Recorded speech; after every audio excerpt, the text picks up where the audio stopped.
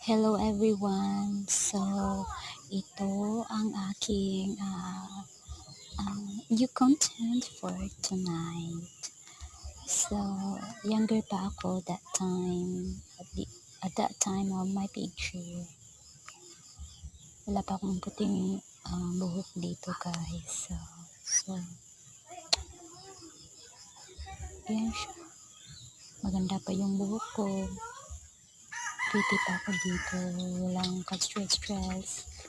Pero super maitim na yung skin ko. Alam niyo naman, dami nating dahil sa kuha ng kamera ng aking cellphone noon na Nokia.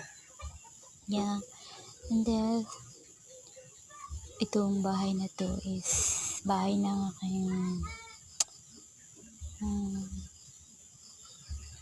stepfather.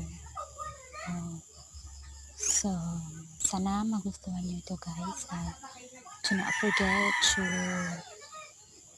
like, comment, share, subscribe, and click the notification bell on para always kayong updated sa mga panibago kong upload araw-araw. So, yun lang guys, and thank you for watching. Bye-bye!